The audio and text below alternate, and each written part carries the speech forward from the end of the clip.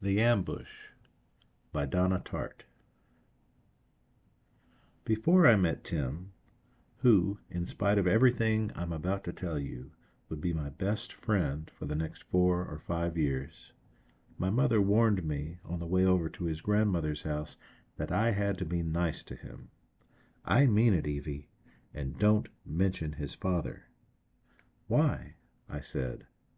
I was expecting to hear, because his parents are divorced. This was why I had to be nice to John Kendrick, who I couldn't stand. Because, my mother said, Tim's father was killed in Vietnam. Did he get shot? I don't know, said my mother, and don't you ask him. I was 8, and small for my age. Tim was 7. As my mother and his grandmother chatted above my head in the doorway of his grandmother's house, we looked at each other silently, from a distance, like two little animals. Me, standing in the bright doorway between the grown-ups, Tim, from the remote wood-paneled darkness of the hallway. I couldn't see him clearly, but he was my height, which pleased me. My mother put her hand on my shoulder. "Did you know," she said to me, in the stagey voice she used when she spoke to me in front of other people, "that Mrs. Cameron is good friends with your grandmother?" I twisted away, shyly, under the broad, pink-gummed smile of Mrs. Cameron. Every old lady in town was friends with my grandmother. If she didn't play cards with them, she went to church with them. The card-playing friends dyed their hair and dressed more stylishly, with cocktail rings and handbags that matched their shoes. The church friends were stouter and friendlier to children. They wore flower prints and pearls instead of diamonds, if they wore jewelry at all. Mrs. Cameron was clearly a church friend, compact, pony-built, with shiny pink cheeks. Her hair was gray, and she had very black eyebrows, but they were naturally black, like a man's, not drawn on with a pencil. "Hello, honey," she said to me. "I've got a nice swing set out in the backyard. Tim, why don't you take her out to see it?" As soon as we were alone, the very first thing Tim said to me was, "My dad's dead." "I know," I said. He didn't seem surprised that I knew. We stood facing each other over the water hydrant in his grandmother's backyard, a long way from the house. He was a snub-nosed, well-rounded little boy, burned brown from the sun, with eerie yellow-brown eyes and a plump, satisfying tummy like a rabbit's. He reached inside his shirt and showed me some dog tags on a metal chain. "These were his," he said. "They're mine now." The dog tags had a name stamped on them that was Tim's last name, and they said U.S. Marines, but didn't look like they really belonged to his dad. They looked like something he'd made at a fair or at a booth at the mall. "See, my dad was trying to chase down this Vietnamese that shot his friend," said Tim, "and then the Vietnamese killed him too. I can act it out for you if you want. I'll be my dad and you be his buddy, okay? Here we are in the jungle."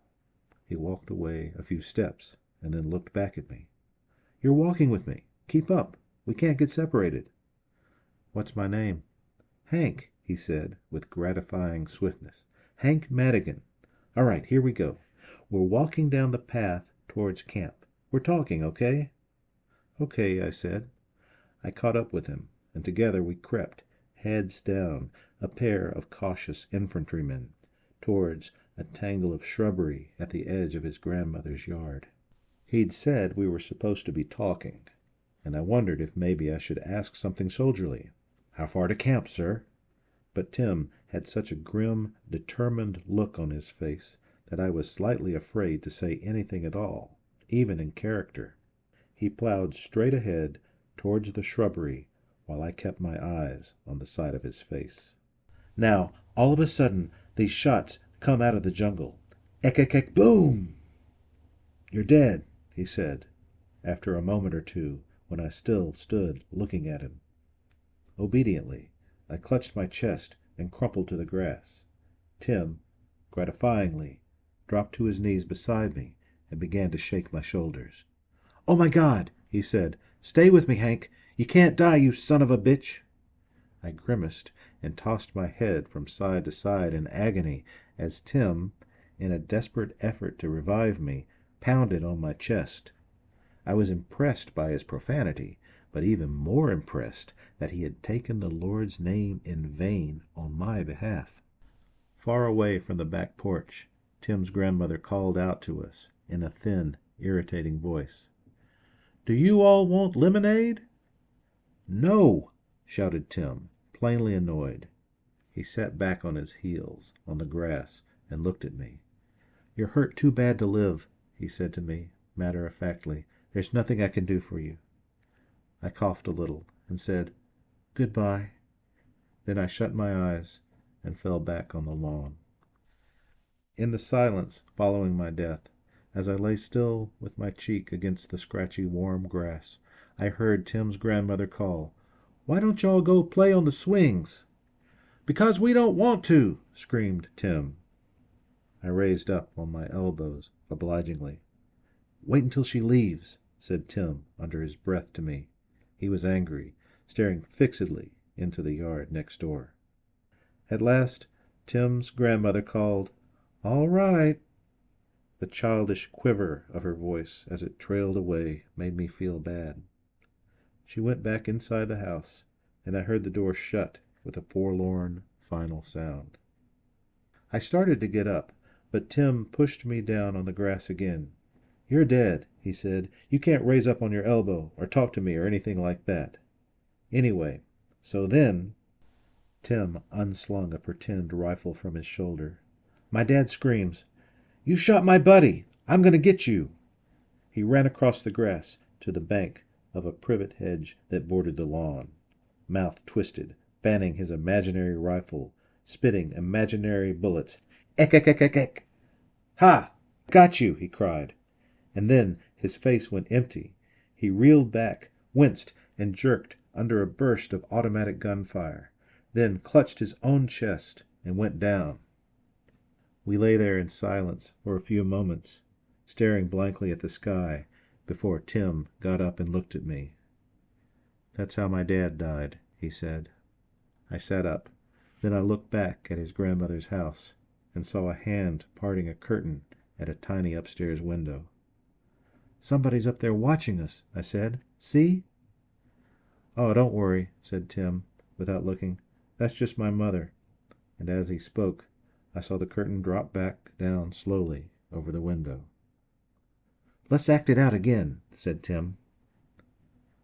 From then on, I ran down the street to play with Tim almost every day, in his grandmother's yard, but also in the tall weeds of an empty lot next door. If, for some reason, I was late slipping away to his house in the morning, he came down the street and pounded manfully on the back door for me. Then we ran away together down the bright sidewalk without speaking, crashing through backyards and hedges down to the jungle-flanked path where the assassin waited for us.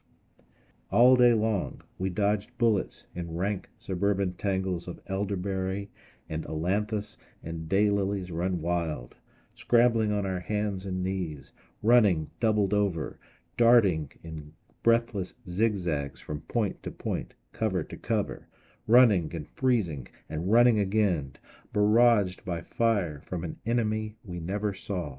And again we staggered and fell before him, first me, then Tim. For though our battles became daily more elaborate and complicated, firefights, booby traps, mortar rocket attacks, the end of the game was always the same. Contorted in our separate agonies, we lay face up in the buzzing heat, just long enough for our deaths to settle over us and soak in. And even after we rubbed our eyes, stretched, and sat up again, we sometimes sat quietly for a little while without saying much, like people just waking from sleep. "One more time," Tim would say, standing suddenly, breaking the spell, "but better this time." I was used to playing with children like Tim. holiday visitors whose grandparents were friends with my grandparents, and when it was time for them to go home, it was easy for me to say goodbye and run down the street without looking back. For a week, every Christmas, I played chess with timid Robbie Millard, whose parents were missionaries in Mexico, and who had all kinds of stomach problems and took all kinds of medicine because he'd gotten an intestinal parasite from eating improperly washed fruit in Mexico City. And every Easter vacation I looked forward to Jackie and Sherilyn, twins, blonde and freckled, older than me, who loved little kids and were constantly begging their parents for a baby brother or sister. The first time they'd met me, they had each taken me by the hand and led me up to the remote attic bedroom in their grandmother's house, where they had set up housekeeping, kindly explaining that we were destitute orphans and I was their baby sister, Hannah, who they were bringing up on their own. So every spring, for a few days, I was Hannah, and Jackie and Sherilyn cooked and washed and swept and sewed for me and sang me to sleep in the garret where we all lived. But Tim was different. We were the same size. His yellow-brown eyes were like the eyes of an intensely interested house cat. There was nothing silly or frivolous about him, and I felt that his seriousness made him my natural soulmate. I felt, too, intuitively, that somehow he wasn't quite as temporary as Jackie and Sherilyn and the others, and as it turned out, I was right. Tim's father, the Lieutenant Robert Allen Cameron, whose name was printed on the dog tags, had been Mrs. Cameron's only son. But what had been announced by Mrs. Cameron at church as a post-funeral visit from her grandson and daughter-in-law soon stretched out beyond the usual 2-week limit. A month passed, then 2 months. Painters were seen trooping into Mrs. Cameron's house. Then a child's bed was ordered from the furniture store downtown. My mother, in an overly casual tone which did not conceal her curiosity, asked me if I knew when Tim and his mother were going back to Dallas, which was where they lived, or if I ever saw Tim's mother when I went over to Mrs. Cameron's house. No, I said, and ran off. I was still little enough that I could deal with questions I didn't want to answer or didn't know how to answer by literally turning and running away. Vietnam. The war was on the news every night, but I couldn't understand it, even when my mother tried to explain it to me. The pictures flashed by in no particular order.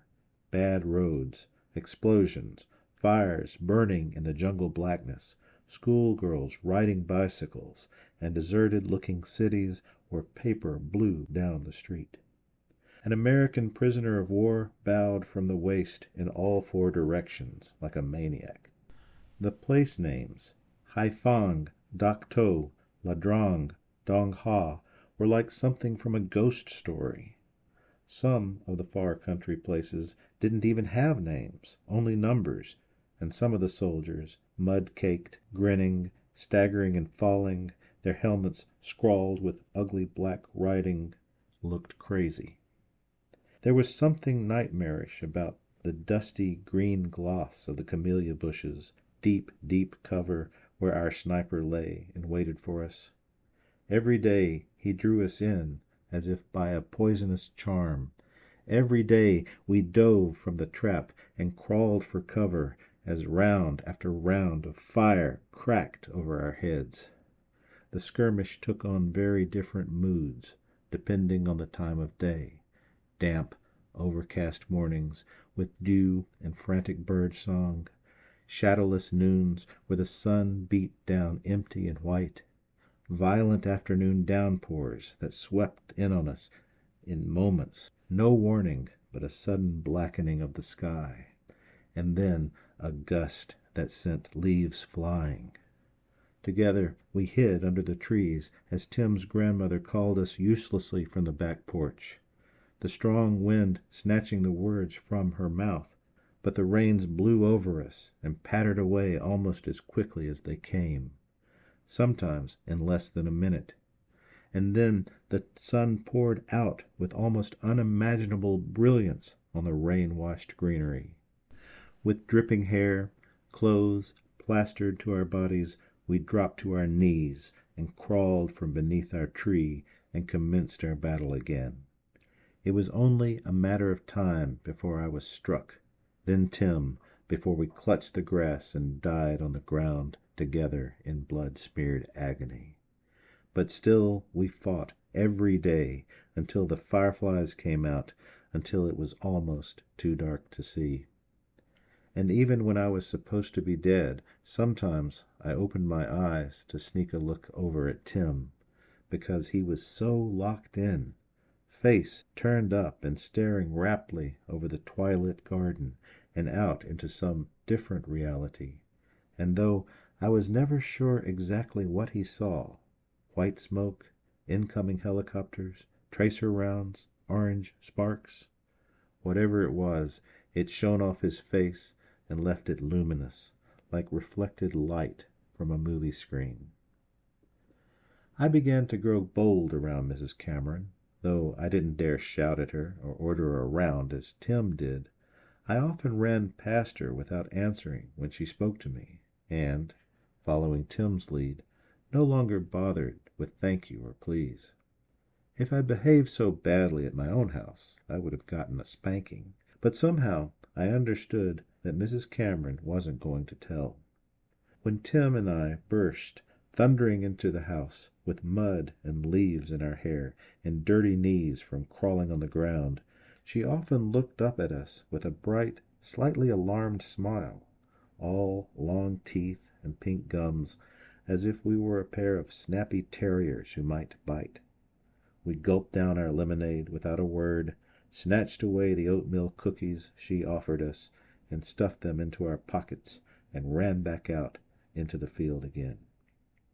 Then, one day, we galloped into the kitchen, hot and dirty, and there, at the table with Mrs. Cameron, glancing up at us with a quick, flinching movement, was Tim's mother. She was young and very thin, with pale lipstick and a nervous mouth. Her collarbones stood out at the neckline of her sleeveless top. Her hair was teased stiff and back-combed, and her eyes, heavily done with lots of dark makeup, had a bruised and slightly pleading look. She was the kind of mother that made you want to jump at her from behind a door and yell boo. I stopped. "Hello," I said, for I still hadn't quite forgotten my manners. Tim's mother looked at me and smiled, with a sort of grateful surprise, and something about the smile made me angry. It was a comradely, confidential smile, as if she assumed that I was her ally and not Tim's. "Hiya, cutie," she said. "You're a little doll, aren't you?" Her voice was warm and rough and startling, entirely at odds with her frail-looking person. I'd never heard a Brooklyn accent before, except on The Honeymooners or the Jackie Gleason show. "What's wrong, doll? Cat got your tongue? Listen up, buddy," she said to Tim. "What's with all the screaming and yelling out there?" "Oh, golly," said Mrs. Cameron. "Let him play. He's just a little boy." But as she reached around and drew Tim close to her, I noticed, with surprise, that her eyes were pink, that she was blinking back the tears. Tim shrugged away from her, and turning to me with an expression that meant, "Let's go," and out we ran from the kitchen, clattering down the back steps, running faster than usual because we were both embarrassed by the scene, though I doubt either of us could have said quite why, and because we wanted to get back down to our palmy little Vietnam where our ambush awaited. "Wonder what Mrs. Cameron thought," my father said at dinner a few nights later, when Bobby Cameron came back from up north married to a Jewish girl. I started to ask what Jewish meant, but before I could, my mother gave me a quick glance and said, "Well, I expect Mrs. Cameron's glad enough to have her, now that Bobby's dead." My father reached for the salt. "Roger Bell, over at the barber shop?" he said pleasantly. "He was in for a root canal the other day, and he said she used to sell newspapers and magazines from a stand on the street. That's how Bobby met her." "What's wrong with selling newspapers?" I said. "Nothing," my mother said. "There's nothing wrong with working for a living." "I'm just saying." Busily, my father shook salt over his food. "You know it's got to kill Mrs. Cameron. If Bobby had stayed home and married Kitty Teasdale, I can tell you Ogden Teasdale would have kept him out of it. Ogden's in the legislature," he said, when my mother kept on looking at him like she wanted him to shut up.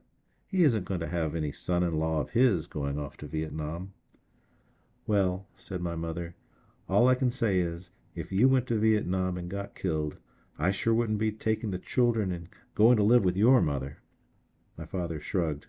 "You might," he said, "if you didn't have any place else to go." Both my mother and my grandmother seemed vaguely troubled that Tim and his mother were living at Mrs. Cameron's, but for reasons I didn't understand. Mainly, they seemed bothered that Mrs. Cameron hadn't given an official explanation or made a formal announcement of any sort. "Why hasn't anybody met her yet?" I heard my mother's friend Virginia ask. "It looks like Mrs. Cameron would throw a little party or something for her, doesn't it?" Some days Tim's mother stayed in her room and listened to the radio. Baseball games, Motown hits turned up so loud we could hear them outside. But she was also starting to spend a lot more time downstairs. She and Mrs. Cameron called each other by their first names, Rose and Golly. They sat together at the kitchen table. They drank coffee and tea. They talked, mostly in voices too low to hear. "Sure, I was poor growing up," I heard her say to Mrs. Cameron, her husky voice rising louder than usual, "but not poor poor." They looked at magazines and cookbooks. They looked at a scrapbook which was of things Tim's father had done in high school. Once or twice Tim and I ran in the kitchen while Mrs. Cameron was trying to teach Tim's mother how to knit, but she couldn't seem to get the hang of it. "Nah," she said, flopping her hands at the tangle of yarn. "Look at this thing. I got it all screwed up. I mean fouled up," she added, when she saw the expression on Mrs. Cameron's face. By now it was full summer, and the days were almost unbearably hot. And maybe it was only the heat, but the old adrenaline punch of the game wasn't nearly so strong anymore. So Tim and I played even harder, trying to pump it all up again. Anything to draw fire and beat back our boredom. We tore pickets from the fence to build a stockade. We lobbed mud-clawed grenades into the enemy stronghold. We trampled the garden in our desperate retreats, knocked over flower pots and broke them. Sometimes Tim's mother got up from the kitchen table and came to watch us from the back porch with a strange expression on her face. But once or twice, when it looked like she was about to come out and say something, Mrs. Cameron came over and took her by the arm and whispered in her ear. Then they both went inside, back to the kitchen table again. "You see," said Tim triumphantly, as we were carrying the stakes we'd torn from Mrs. Cameron's cherry tree back to our position, in order to lay a trap for our enemy.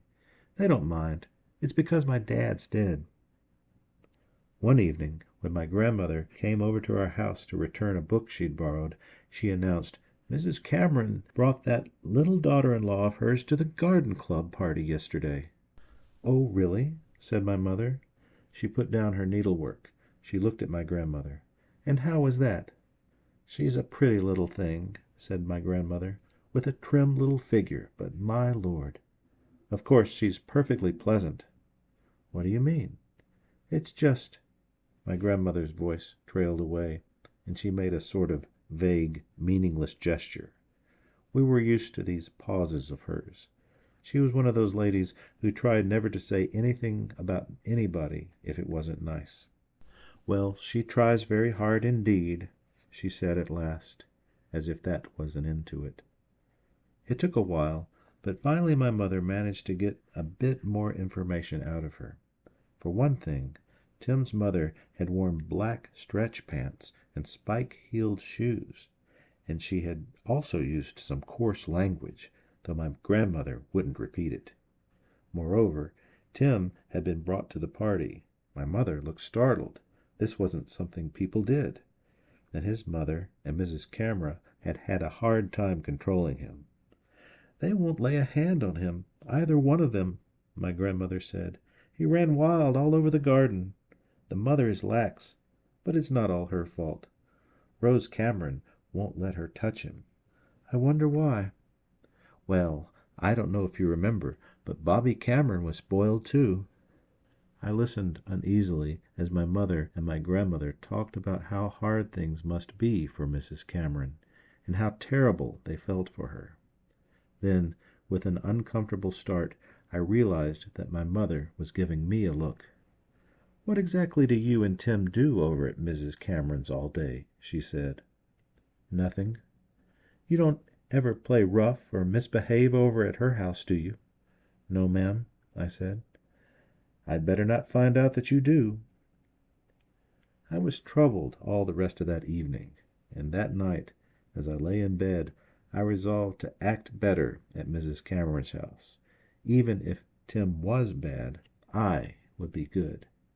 But by the next day, when Tim and I dragged out house paint and brushes from Mrs. Cameron's garage and began to paint a landing strip on the grass, I had forgotten all about it.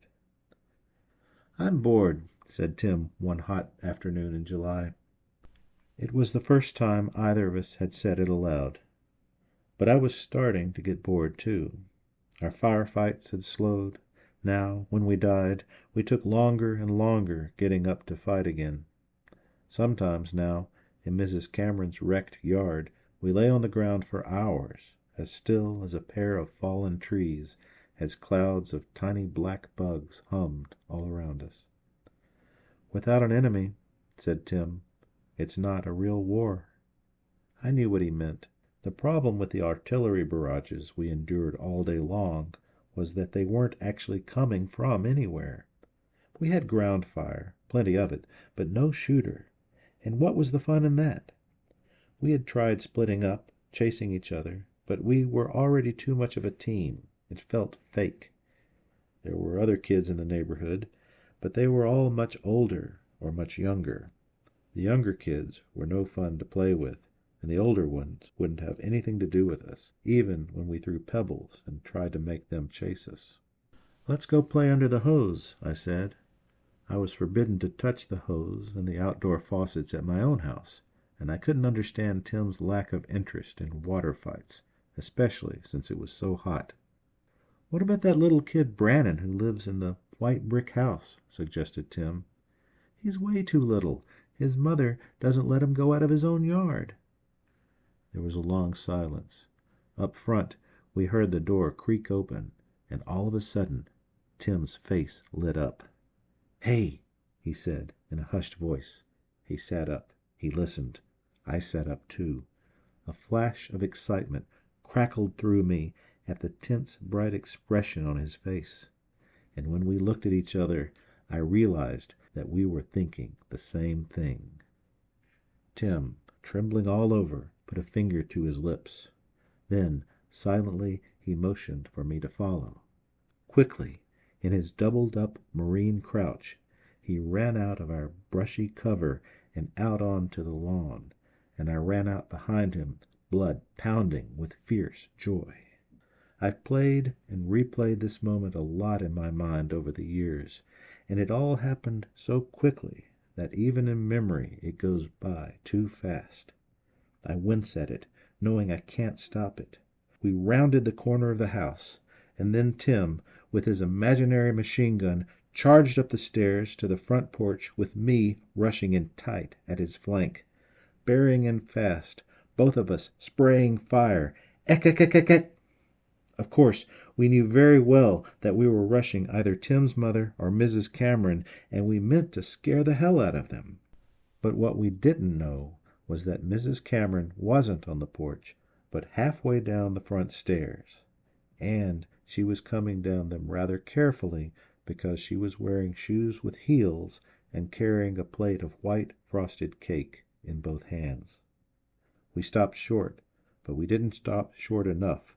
Her eyes rounded in horror as she reached for a railing that wasn't there, and then Mrs. Cameron, with a faint gasping cry, fell backwards, and slid down the stairs, all the way down to the concrete walk at the bottom, as the plate crashed on the ground. Tim, as if it was all just part of the game, immediately dropped to his knees beside her. The perfect little field medic. "Don't worry," he said to her, bending low, in a tender but business-like voice he sometimes used with me when I got hit. "Lie still. We'll get you to a doctor." Frozen at the foot of the stairs, beside them, I found myself staring hard at the cake plate, which lay broken in big pieces on the ground.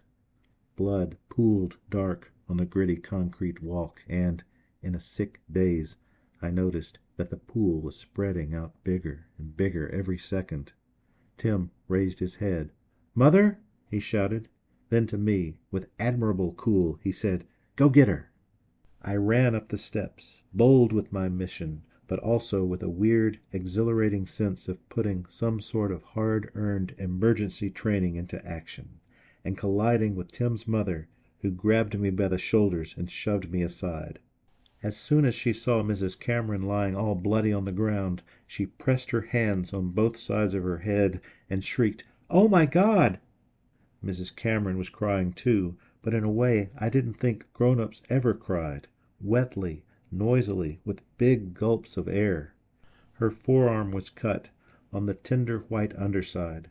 She'd cut it on the cake plate. That was where all the blood was coming from.